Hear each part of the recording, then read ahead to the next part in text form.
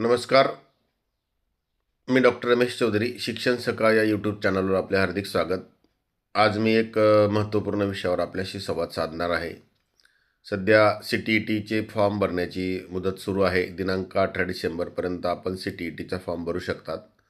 CTET आणि TET या परीक्षांमधील महत्त्वपूर्ण फरक काय आहे तो आपल्याला मी सांगणार आहे. तर महत्त्वाचं म्हणजे CTET आणि TET या दोन्ही परीक्षा ज्या घेणाऱ्या संस्था आहेत त्या वेगवेगळ्या आहेत. जसं की CBSE केंद्रीय माध्यमिक शिक्षण मंडळ ही सेंट्रल टीचर एलिजिबिलिटी टेस्ट ही एक्झाम घेत असते आणि राज्य शिक्षण मंडळाची जी संस्था असेल, जसं महाराष्ट्र राज्यात महाराष्ट्र परीक्षा परिषद ही संस्था घेत असते. तर मग याच्यातला महत्त्वपूर्ण फरक काय आहे की CTET ही केंद्रीय शाळांमध्ये, केंद्रीय विद्यालयांमध्ये, नवोदय विद्यालयांमध्ये किंवा केंद्र सरकारच्या शाळांमध्ये आणि उर्वरित राज्याच्या शाळांमध्ये सुद्धा CTET पास झाल्यानंतर आपल्याला सेवा करता येते किंवा आपण तिथे नोकरीला पात्र असतो. मात्र TET ही राज्य सरकारच्या शाळा आणि राज्यातील ज्या अनुदानित आणि अनानुदानित शाळा आहेत यांच्यामध्येच या TET उत्तीर्ण झाल्यानंतर आपल्याला नोकरी करता येते.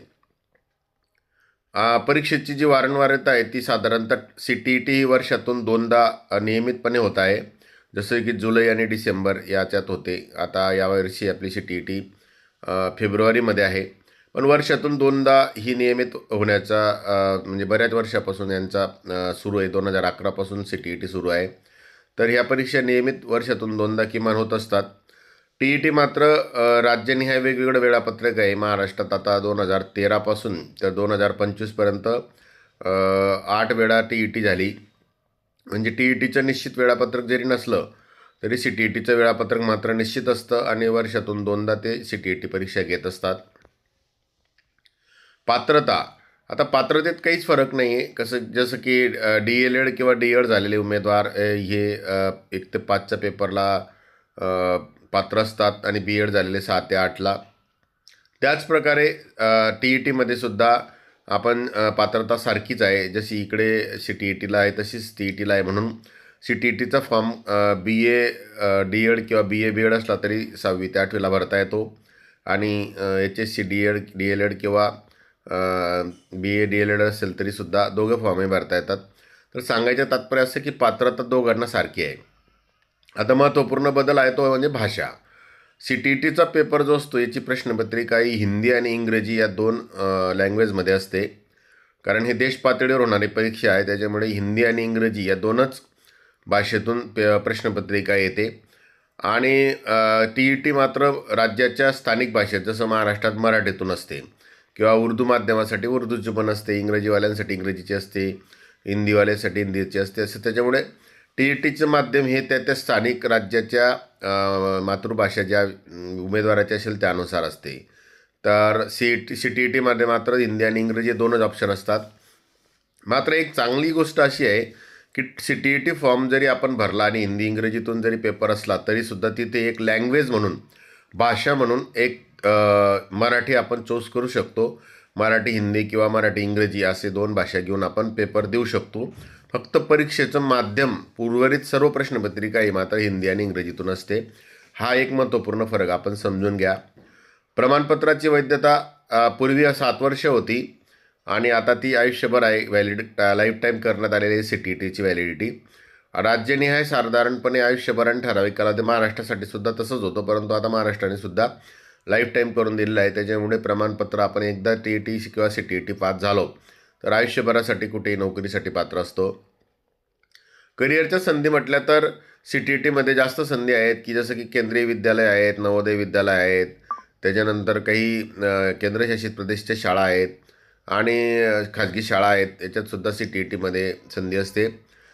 मात्र TETमध्ये राज्याच्या ज्या शाळा आहेत किंवा स्थानिक खाजगी शाळा आहेत मग तेवढ्यापुरतीच मर्यादित असते. त्यामुळे आपल्याला हा फरकही समजून घ्यावा लागेल. थोडा सखोल जर आपण फरक समजून घेतला तर नोकरीची संधी आपल्याला कळलीच. स्पर्धेचं स्वरूप जर पाहिलं आपण तर राष्ट्रीय स्तरावर उमेदवारांची संख्या जास्त असते. स्पर्धा तीव्र NCAने ठरलेला राष्ट्रीय अभ्यासक्रम असतो. त्याच्यामुळे इथे स्पर्धा जरी असली तरीसुद्धा एकूण निकालाचं जर प्रमाण पाहिलं आपण तर राज्याच्या निकालापेक्षा राष्ट्रीय स्तराचा निकाल जरा चांगला लागतो. राज्यनिहाय जर आपण TETचा बघितला तर संख्या ही राज्याच्या मर्यादित असते, परंतु महाराष्ट्र राज्याचा निकाल जर आपण 2013 ते 2024पर्यंतचा बघितला तर 3-4% पुढे निकाल जात नाही आणि त्याउलटच CTETचा निकाल हा चांगला असतो. त्यामुळे CTET फॉर्म भरणंसुद्धा एक चांगली गोष्ट आहे. अभ्यासक्रम जवळपास सारखा आहे, म्हणजे चाइल्ड डेव्हलपमेंट आहे, पेडागॉजी आहे, लँग्वेज 2 कोणत्याही घेता येतात इथे CTETमध्ये. इथे सुद्धा आपल्याला इंग्रजी एक सक्तीची भाषा आहे TETमध्ये आणि मराठी घेऊन आपल्याला पुढे जाता येतं. गणित आहे, पर्यावरणशास्त्र आहे, जवळपास सारखंच आहे. फक्त CTETमध्ये एक फरक असा आहे की मराठी आणि हिंदी असे दोघं लँग्वेज पण घेता येतात. TETमध्ये मात्र मराठी इंग्रजी किंवा हिंदी इंग्रजी आपल्याला घ्यावीच लागते. पात्रतेचे निकष सांगितलेच मग असे मी भाषा माध्यमही सांगितलं.